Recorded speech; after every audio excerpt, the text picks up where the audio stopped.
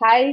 तो आज हम इस वीडियो में पीएचडी के बारे में बात करेंगे कि पीएचडी ज्वाइन करने से पहले जो भी कॉमन क्वेश्चंस बच्चों को होते हैं हम उन सबको डिस्कस करेंगे। और आज उन्हें डिस्कस करने के लिए इस चैनल पे दो बहुत ही स्पेशल गेस्ट हैं हमारे साथ, जो खुद पीएचडी कर रहे हैं। तो I think we can learn a lot from their experiences. So thank you to both of them for joining me here and making people aware about PhD. So first we have Rashi Hora. Hi Madhuri, and thank you for giving me this opportunity to discuss about PhD, especially for those students who are interested in PhD. ये idea आपका बहुत अच्छा है क्योंकि बच्चे aware नहीं होते हैं, पीएचडी करना चाहते हैं पर उसमें करना क्या है, कैसे करना है, होता क्या है, इन सब चीजों के बारे में वो अवेयर नहीं होते। तो होपफुली आपकी ये वीडियो उन बच्चों के लिए काफी यूजफुल हो जो सोच रहे हैं पीएचडी में आने का, but they have no idea about it.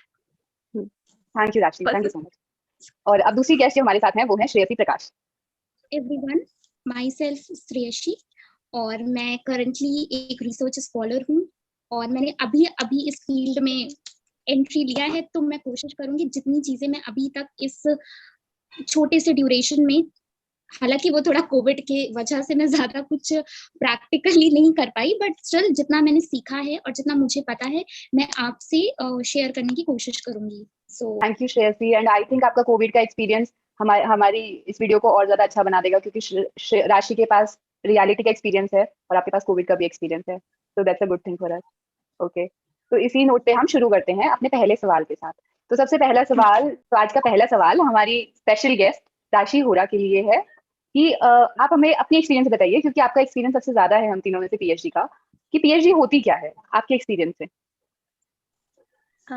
Madhuri, actually experience ज़्यादा आप ये नहीं कह सकते कि क्योंकि पीएचडी में मैं भी मेरी कंप्लीट नहीं हुई है, रनिंग में है। तो हाँ, जितना मैंने सीखा है मैं उसके बारे में आपके साथ अपने एक्सपीरियंस शेयर कर रही हूँ। Firstly, doctor of philosophy, this is a full form of PhD. And आप पीएचडी में जा सकते हैं जब आपकी मास्टर्स कंप्लीट हो जाए। मास्टर्स के बाद ही आप पीएचडी में ज्वाइन कर सकते हैं। और पीएचडी कोई कोर्स नहीं है, मतलब ये काफी स्टूडेंट्स के डाउट होते हैं, लाइक हम पीएचडी में जाएंगे तो क्या कोई एग्जाम होगा। जैसे हम अपने कोर्सेज में जो भी हमारे ग्रेजुएशन पोस्ट ग्रेजुएशन के कोर्सेज थे, तो हमने एग्जाम दिया, हम नेक्स्ट सेमेस्टर नेक्स्ट ईयर में मूव कर गए। क्या ऐसे पीएचडी में भी है कि कोई एग्जाम होगा, हम पीएचडी के नेक्स्ट लेवल पे जाएंगे? तो ऐसा कुछ नहीं है पीएचडी में। आपको कोई एग्जाम नहीं है, कोई सिलेबस मेंशन नहीं है कि आपको वो पढ़ना है, कोई टीचर आपको पढ़ाएगा, आपको एग्जाम देने हैं, पीएचडी के नेक्स्ट लेवल में मूव करना है। नो, ऐसा कुछ नहीं है।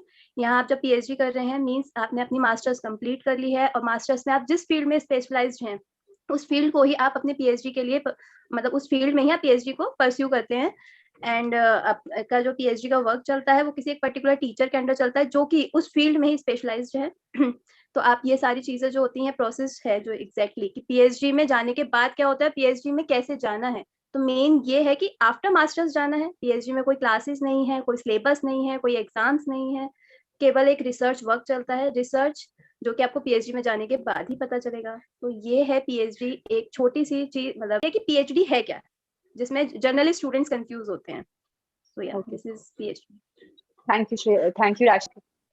तो जैसा कि अभी राशि ने हमें बताया कि पीएचडी में कोई सिलेबस नहीं होता, कोई एग्जाम्स नहीं होते, लेकिन बचपन से जो भी हम पढ़ते आ रहे हैं, जो हमारी पढ़ने की तरीका रहा है वो यही तो है कि सिलेबस होता है, एग्जाम्स देते हैं, मोटिवेशन एग्जाम होता है पढ़ने का। और पीएचडी में तो बहुत ही सारी पढ़ाई करनी पड़ती है, तो फिर मोटिवेशन क्या रह जाता है पीएचडी में पढ़ने का? लाइक हम इतनी मेहनत और ये सब, लाइक गोल क्या है हमारा पीएचडी में? क्या आप इस बारे में बताएंगे कुछ? जी बिल्कुल, मैं इस बारे में ये बोलना चाहूंगी कि जैसा राशि ने भी कहा ये चीज, और ये चीज आपने भी अभी मेंशन की कि मास्टर्स तक हमारे पास मोटिवेशन होता है एग्जाम, और हर किसी के पास यही मोटिवेशन होता है कि एग्जाम हमें पास करना है, इसलिए हम पढ़ते हैं। तो फिर पीएचडी में आने के बाद या फिर कोई भी रिसर्च स्कॉलर, वेदर एमफिल हो या पीएचडी हो, तो उसमें क्या मोटिवेशन रह जाती है। तो सबसे पहली चीज मैं ये डिस्कस करना चाहूंगी कि पीएचडी में आने के बाद हमारे पास मोटिवेशन का सोर्स ये होता है कि हमारे एरिया से रिलेटेड या जिस भी टॉपिक में हम अपना रिसर्च परस्यू कर रहे हैं उससे रिलेटेड बहुत सारी वर्कशॉप, सेमिनार्स, कॉन्फ्रेंसेस अटेंड करें। इससे क्या होगा कि जो काम हम आगे करना चाह रहे हैं या जो काम हमने सोचा है करने के लिए उसको हम और निखार सकते हैं, उसके बारे में हमें बहुत कुछ नया पता चलेगा जो हम आगे चल के अपने रिसर्च में इनकॉर्पोरेट कर सकते हैं। और कई बार ऐसा भी होता है कि रिसर्च स्कॉलर्स जो सेकेंड ईयर थर्ड ईयर में होते हैं वो अपने टॉपिक से रिलेटेड सेमिनार्स जो हो रही हैं वहां जाकर के अपने पेपर प्रेजेंट करते हैं। तो पेपर प्रेजेंट करने से ये होता है कि उनको एक्सपर्ट से फीडबैक मिलता है कि आपका काम कैसा है, जो कि आगे चल के उनके पीएचडी में या उनके रिसर्च में बहुत इंपॉर्टेंट रोल प्ले करता है। और दूसरी चीज जो आपने बोला कि फिर पीएचडी का गोल क्या है अगर एग्जाम नहीं है तो पीएचडी का सीधा सीधा गोल ये है कि हम कुछ भी नया ढूंढें और उससे रिलेटेड ज्यादा से ज्यादा काम करें और उसको ज्यादा से ज्यादा पब्लिश करवाएं। सो या तो श्रेयसी, आपके सवाल से मुझे कई चीजें समझ आई, लेकिन आपने अपने जवाब में एक टर्म यूज किया, रिसर्च। क्या जी बिल्कुल। आप लोग हमें बता सकते हैं कि व्हाट इज रिसर्च? ये टर्म्स हमने बहुत सुनी है, लेकिन हम किसी के एक्सपीरियंस से जानना चाहते हैं कि उनके लिए इस टर्म का क्या मतलब हुआ। आप लोगों ने रिसर्च करी है, तो आपके एक्सपीरियंस से आप हमें कुछ बताना चाहें। माधुरी, मुझे ऐसा लगता है कि मैंने तो अभी जस्ट एमफिल और पीएचडी इनके बारे में अभी जस्ट एंट्री ली है मैंने इस फील्ड में। तो राशि जो 3 साल से रिसर्च के फील्ड में है वो शायद इसके बारे में बहुत अच्छे से एक्सप्लेन कर सकती हैं। तो राशि अगर बताना चाहें आप तो। जी श्रेयसी, माधुरी, आपका ये जो टर्म है रिसर्च, इससे रिलेटेड नो डाउट बहुत सारे डाउट्स रहते हैं स्टूडेंट्स को कि सिलेबस नहीं है, एग्जाम्स भी नहीं हो रहे, तो ये रिसर्च में हम कर क्या रहे हैं? और हम कोई साइंटिस्ट थोड़ा ना कि नई चीजें ढूंढ लेंगे, वी आर नॉर्मल बिल्कुल। स्टूडेंट्स। तो ये एक रिसर्च क्या होता है, आप मास्टर्स तक स्टूडेंट्स हैं, पर पीएचडी में एनरोल होते ही आप एक रिसर्च स्कॉलर्स हैं। रिसर्च स्कॉलर्स मींस कि आप उसमें अब रिसर्च कर रहे हैं, कुछ नई चीजें ढूंढ रहे हैं। हर किसी का टॉपिक अलग होता है, फील्ड अलग होता है, तो उस फील्ड में रिसर्च करना मींस व्हाट, रिसर्च की बात चल रही है, यानी कि पीएचडी में एक एकेडमिक वर्क है, तो एक सिस्टमैटिक इन्वेस्टिगेशन मींस हम एक कुछ भी काम करके एक नए कंक्लूजन तक पहुंच रहे हैं, एक नए कंक्लूजन को रीच कर रहे हैं। तो रिसर्च क्या होता है कि हम जो भी जिस फील्ड में है वो उस फील्ड के बारे में स्टडी करता है, जिसको हम एक तरह से लिटरेचर रिव्यू भी कहते हैं। जब आप पीएचडी में जाएंगे तब आपको इन टर्म्स के बारे में और भी चीजें पता चलेंगी, पर बेसिक ये है कि जब आप पीएचडी कर रहे हैं तो एक आप रिसर्च स्कॉलर हैं, रिसर्च के बारे में जान रहे हैं, तो आप अपना फील्ड देखेंगे। उस फील्ड में जब आप जा रहे हैं, यानी कि किसी पर्टिकुलर टीचर जिसको आप गाइड कहेंगे उसके अंडर में आप वर्क कर रहे हैं तो वो जो चीजें आप पढ़ना स्टार्ट करते हैं कि ये चीज क्या हुआ इस। राशि, बहुत ही आपने एक्सीलेंट जवाब दिया और आपने बहुत ही सिंपल लैंग्वेज में इतनी कॉम्प्लिकेटेड टर्म्स को एक्सप्लेन किया है। तो मुझे लगा कि पीएचडी, आप लोगों ने बताया कि पीएचडी में रिसर्च होती है, पीएचडी में मोटिवेशन हमारा चेंज हो गया है, अप्रोच भी चेंज हो गई है, बट पीएचडी एक ऑफिशियल डिग्री है, राइट? और इसमें काफी टाइम भी लगता है। तो आई डोंट थिंक कि PhD is all about research. I think इसका एक ऑफिशियल जो प्रोसेस है ना, मैं उसके बारे में आप लोगों से जानना चाहती हूँ, क्योंकि मैंने बहुत सारे हवा में उड़ते हुए शब्द सुने हैं, रिसर्च, थीसिस, वाइवा, बट कैसे ये पूरा प्रोसेस होता है, अगर आप उसके बारे में हमें एक ब्रीफ आइडिया दे पाएं। ओके, तो मैं अब कोशिश करती हूँ माधुरी आपके क्वेश्चन का आंसर देने की, क्योंकि मुझे ऐसा लगता है ये बहुत सारे लोगों की क्वेरी होगी और मैं सिंपल और क्रिस्प तरह से कोशिश करूंगी इसका आंसर देने की। तो जब हम मास्टर्स में होते हैं और हम ये सोचते हैं कि हमें आगे पीएचडी में बढ़ना है, तो उस प्रोसेस के दौरान क्या क्या स्टेप्स होते हैं या क्या क्या हर्डल्स होते हैं वो मैं आपको बताती हूँ। सबसे पहले, after passing your masters degree आप पीएचडी की तरफ बढ़ते हैं, और मोस्टली ऐसा ही होता है कि जिस सब्जेक्ट में आपने मास्टर्स में स्पेशलाइजेशन किया है आप उसको ही आगे लेकर के पीएचडी में बढ़ते हो। पीएचडी में बढ़ने के बाद आपने अपना टॉपिक डिसाइड कर लिया, आपने गाइड की हेल्प ली। यहाँ पे मैं गाइड के बारे में भी डिस्कस करना चाहूंगी। गाइड वो होता है जो पीएचडी के लिए हमें अलॉट किया जाता है, वो टीचर होता है जिसका एरिया ऑफ इंटरेस्ट हमारे टॉपिक से मैच करता है। कई बार ऐसा भी होता है कि हम अपना गाइड खुद चूज करते हैं, तो ये डिपेंड करता है।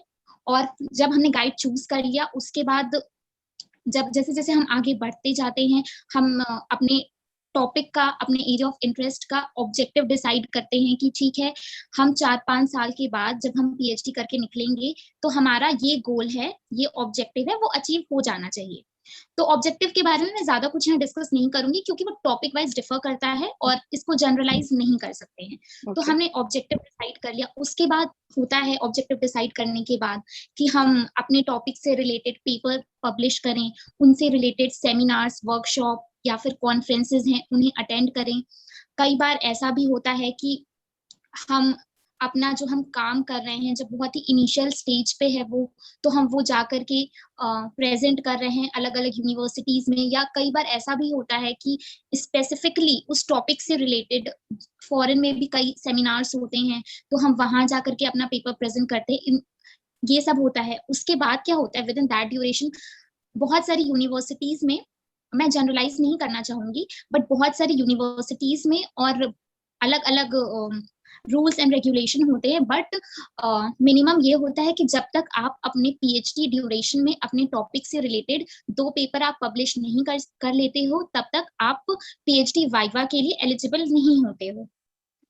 तो आपको कोशिश करनी चाहिए कि आप 2-3 जितने पेपर पब्लिश कर सको, पेपर पब्लिश करो within that duration related to your work, research work that you are doing. And उसके बाद जब आपने ये चीज कर लिया, तो आपको क्या करना होता है, जो काम आपने किया है इतने साल, 3 साल 4 साल जितने भी साल, वो आपको रिटन फॉर्म में देना होता है, ठीक है। तो वही जो आपने काम किया है, अगर हम उसको रिटन फॉर्म में सबमिट करते हैं तो वो हमारी थीसिस कहलाती है। और थीसिस जब हम सबमिट कर देते हैं, उसके बाद हमारा वाइवा होता है। और हाँ, यहाँ पे ये चीज मैं बोलना चाहूंगी कि जो ये वाइवा होता है, वो जो हमने पहले बहुत सारे वाइवा दिए हैं अपने मास्टर्स में, ग्रेजुएशन में या स्कूल में, वो उनसे बहुत डिफरेंट होता है। इस वाइवा में आपने जो इतने साल काम किया है, उससे रिलेटेड आपसे क्वेश्चंस पूछे जाते हैं, उसको आपको जस्टिफाई करना होता है। और ये क्वेश्चंस भी वो पूछता है जो आपके एरिया का एक्सपर्ट है। एक कमिटी होती है, वो बनाई जाती है, वो आपसे क्वेश्चंस पूछती है। सो ये पूरा प्रोसीजर है, शॉर्ट एंड क्रिस्प। अगर हम डिटेल में जाएं तो बहुत चीजें होती हैं, बट मुझे लगता है अभी इनिशियली ये ही इतना चीज है जो मैं बताना चाहती थी। एक्चुअली माधुरी, मैं एक बात कहना चाहूंगी, अभी श्रेसी ने काफी अच्छा हमें बताया है पूरे प्रोसेस के बारे में, लेकिन एक चीज मैं ये कहना चाहूंगी उसमें कि जब हम पीएचडी में एनरोल होते हैं तो हमारी एक पीएचडी में एक समरी रिपोर्ट सबमिट होती है। वो समरी रिपोर्ट इसलिए सबमिट करनी चाहिए कि हमारा रिसर्च वर्क किसी रिसर्च वर्क के साथ मैच ना करे, हम, क्योंकि हर किसी का रिसर्च वर्क यूनिक होना चाहिए। अगर इन केस किसी का रिसर्च वर्क मैच हो जाता है तो सेकंड, यानी कि सेकंड पर्सन जिसने सेम फील्ड में या सेम टॉपिक पे अगर रिसर्च कर ले, तो उस केस में आपका रिसर्च वर्क कैंसिल हो सकता है, तो आपकी सारी मेहनत बेकार जा सकती है। इसलिए एक समरी रिपोर्ट जाती है विद इन 1 ईयर, 1.5 ईयर्स, मतलब वो यूनिवर्सिटी लेवल पे डिपेंड करता है, वो अपने टीचर अपने गाइड से डिस्कस करेंगे।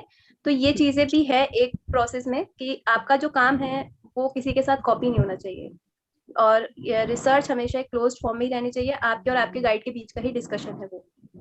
सवाल का बहुत ही अच्छा जवाब दिया और मेरी क्वेरी बहुत हद तक सॉल्व हुई। लेकिन मैं ये जानना चाहती हूँ, आप लोगों ने पूरा प्रोसेस बताया, बहुत सारी चीजें इसमें इंक्लूड होती हैं, समरी, थीसिस, वाइवा, रिसर्च बीच में। तो मैं जानना चाहती हूँ कि in general on an average कितना टाइम लग जाता है इस पूरे प्रोसेस में? या माधुरी, एक्चुअली ये क्वेश्चन बहुत ही कॉमन होता है। जनरली स्टूडेंट्स जो पीएचडी करने की सोचते हैं, उनका पहला क्वेश्चन ये होता है पीएचडी में जाएंगे तो कितने साल में खत्म हो जाएगी। तो मुझे ऐसा लगता है कि हाँ, 3 इयर्स मिनिमम डिफाइन है, बट मैक्सिमम इयर्स अभी कोई डिफाइन नहीं है। ऐसा अभी तक तो मैंने ऐसा कोई रूल पढ़ा भी नहीं है, ना देखा है। मेरे भी सीनियर्स हैं जो अभी भी पीएचडी कर रहे हैं, जिनकी चल रही है। तो एक्चुअली पीएचडी का जो वर्क है वो डिपेंड करता है, मतलब जो आपका ड्यूरेशन है वो पीएचडी के वर्क पर डिपेंड करता है। जैसे आपका थियोरेटिकल वर्क है, प्रैक्टिकल वर्क है, लैब वर्क है, फील्ड वर्क है, सर्वे है, तो ये चीजें हैं ना जो टाइम लेती हैं। ऑब्वियसली बात है कि आप किसी चीज को टाइम दे रहे हो और एक तरह से आप पीएचडी में जाके रिसर्च वर्क कर रहे हो, तो टाइम तो ऑब्वियसली ज्यादा लगेगा। कुछ चीजें ऐसी हैं थियोरेटिकल हैं, तो आप बस चीजों को पढ़ रहे हो, लिटरेचर उनके बारे में जान रहे हो, कुछ चीजें ऐड कर रहे हो। और फील्ड वर्क है, लैब वर्क है, अब जैसे अब ये कोरोना आ गया, तो जिनका प्रैक्टिकल वर्क था या प्रैक्टिकल वर्क है, तो उनका तो सारा काम 1 साल के लिए प्रॉपर रुक गया ना, लेकिन उनका ये ईयर काउंट तो होगा, ये ईयर काउंट तो हुआ, पर उनका वर्क नहीं हुआ। तो बहुत सारे अप्स एंड डाउन्स है जो पीएचडी की ड्यूरेशन में आते रहते हैं। तो ड्यूरेशन पीएचडी के एज सच हम डिफाइन नहीं बता सकते, ये आपके वर्क पर डिपेंड करता है, आपकी वर्क स्पीड पे डिपेंड करेगा, और आप जो चीजें सीख जाते हो उसमें, क्योंकि पीएचडी करते वक्त ना बहुत सारी चीजें हैं जो आप सीखते भी हो। आपने मास्टर्स तक जो पढ़ा है जरूरी नहीं है वो पीएचडी में हर चीज आएगी, बहुत नई नई चीजें हैं, सॉफ्टवेयर्स हैं, मतलब आप कोई वर्क कर रहे हो तो उसके लिए आप नए सॉफ्टवेयर पे उस चीजों को सीख रहे हो, वर्कशॉप अटेंड कर रहे हो, कॉन्फ्रेंसेस अटेंड कर रहे हो, वहां से नई चीजें सीख रहे हो, तो ड्यूरेशन लग जाता है थोड़ा। पीएचडी में ना बस मेन है कि आपको पेशेंस रखने हैं, आपको खुद को मोटिवेट करते रहना है, क्योंकि टाइम लग रहा है, कोई एग्जाम नहीं हो रहा, कोई आपको जज नहीं कर रहा कि बताओ अभी तक कुछ काम नहीं हो रहा। हर रिसर्च स्कॉलर अपने फील्ड में अच्छा है, एक्सपर्ट है, तो आप अपने काम को किसी और के साथ कंपेयर भी नहीं कर सकते। तो ड्यूरेशन जो लग रही है लगने दीजिए, पर आप अपना बेस्ट दीजिए। जब आपको चीजें सब समझ आने लगेंगी तो ड्यूरेशन जाएगा भी, लेकिन आप काम करोगे ना तो आपको अच्छा भी लगेगा कि हाँ मेरा काम चल रहा है। हाँ ये टाइम टेकिंग है, बट इट्स ओके, मैं कर रही हूँ, मैं कर रहा हूँ, हो रहा है, चल रहा है काम। बस आपको पेशेंस रखने हैं, खुद को मोटिवेट करना है, खुद को डेडिकेट करते रहना है अपने काम के लिए भी। अपने काम में इतना डेडिकेशन दिखा दीजिए कि ड्यूरेशन जो भी जा रहा है पर आपका काम इतना बेस्ट हो कि वो जो ड्यूरेशन गया है उसमें आपको अच्छा फील हो कि हाँ मैंने कुछ अच्छा काम किया, अच्छी रिसर्च की। तो ड्यूरेशन के बारे में अभी तक यही कहूँगी कि टाइम जो भी बीत रहा है, आप उसमें अच्छा कीजिए। पीएचडी है, टाइम लेगी, तो वो उसका काम है टाइम लेना, आपका काम है टाइम देना। तो पेशेंस रखिए, दैट्स इट। और जी, आपने आपने बहुत ही अच्छे से एक्सप्लेन किया ड्यूरेशन वाली चीज, और सही कह रहे हैं आप कि पीएचडी में एंट्री से पहले बच्चे इसी बात से डर जाते हैं कि ड्यूरेशन कितना लगेगा। आई थिंक आपके विचार सुन के मुझे लगता है कि आपकी पीएचडी की जो रिजल्ट आएगा वो बहुत अच्छा आएगा, आपकी, थैंक यू। क्योंकि आप इतना मन से काम कर रही हैं, and we really hope the best for you. And फिर भी एक एवरेज अगर आप देना चाहें कि ऑन एन एवरेज कितना टाइम लग जाता है चीजों को प्रोसेस को होने में, ऑन एन एवरेज 4-5 कोई एक years, रफ फिगर आप देना चाहें? 4-5 years is maximum time I guess. 5 to 6 भी लग जाते हैं, डिपेंड्स। जैसे अब कोरोना आ गया तो जिसका 4 to 5 का एक थोड़ा उसने बनाया होगा, तो वो 5 to 6 में अब कन्वर्ट हो गया है टाइम ड्यूरेशन। तो चीजें ओके। डिपेंड कर जाती हैं, तो इसलिए कितना टाइम लग जाता है।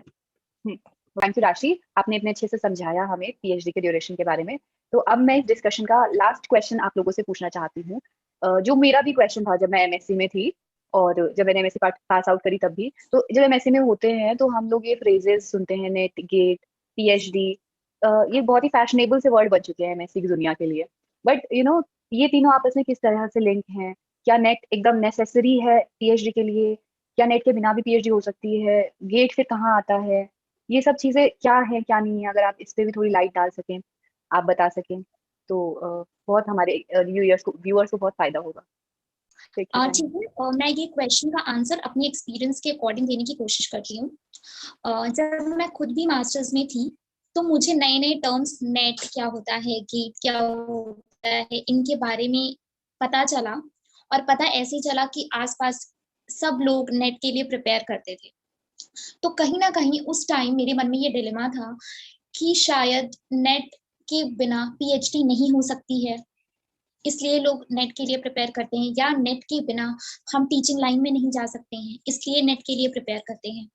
बट फिर धीरे धीरे जब मैंने थोड़ा सोर्सेज के थ्रू पढ़ा, थोड़े लोगों से पूछा, एक्सपर्ट्स लोगों से पूछा, जैसे कि टीचर्स हो गए या सीनियर्स हो गए, तो मुझे ये चीज पता चली कि नेट कहीं से भी एक नेसेसरी क्राइटेरिया नहीं है पीएचडी में एनरोल करने के लिए।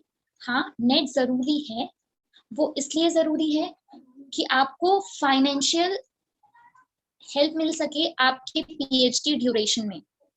और ये भी कंपलसरी नहीं है कि बिना नेट के आपको फाइनेंशियल हेल्प नहीं मिल सकती आपके पीएचडी ड्यूरेशन में, क्योंकि बहुत सारी यूनिवर्सिटीज हैं, बहुत सारे इंस्टीट्यूट हैं जो पीएचडी में इनरोल होने के बाद आपको फेलोशिप प्रोवाइड करते हैं। कई बार ऐसा भी होता है कि बहुत सारे लोग, गवर्नमेंट ऑफ इंडिया की अलग अलग फेलोशिप्स हैं, जैसे कि कुछ फेलोशिप्स गर्ल चाइल्ड के लिए है, कुछ फेलोशिप्स एससी एसटी ओबीसी या फिर जो मेरिटियस स्टूडेंट्स हैं उनके लिए भी कुछ फेलोशिप्स हैं। तो यही बोलना चाहूंगी कि जो लोग इस चीज को लेकर के अपने मन में कंफ्यूज हो रहे हैं कि हमारा नेट नहीं है तो हम हमारा नेट नहीं है तो फिर हम पीएचडी में एडमिशन नहीं ले सकते, तो आप इस चीज को भूल जाइए, मतलब ये डाउट अपने मन से निकाल दीजिए, और बिना नेट के भी आप पीएचडी में एनरोल हो सकते हैं। हाँ, ये चीज मैं जरूर बोलना चाहूंगी, अगर आपको चांस मिल रहा है कि आप नेट का एग्जाम दे रहे हैं तो पूरी मेहनत से, पूरे शिद्दत के साथ आप एग्जाम दीजिए, और मुझे पूरा भरोसा है कि आप एग्जाम जरूर क्लियर करेंगे। और दूसरी चीज मैं ये भी डिस्कस करना चाहूंगी कि जैसे कि माधुरी जी ने पूछा था अभी गेट के बारे में, तो शायद 2018 से गेट बहुत सारे नए सब्जेक्ट्स में भी होने लगा है जो पहले नहीं होता था, जैसे कि स्टैटिस्टिक्स हो गया, या फिर अभी रिसेंटली 2020 से ही हमने देखा कि नए सब्जेक्ट्स, कुछ आर्ट्स या ह्यूमैनिटीज के सब्जेक्ट्स भी गेट में ऐड हुए हैं।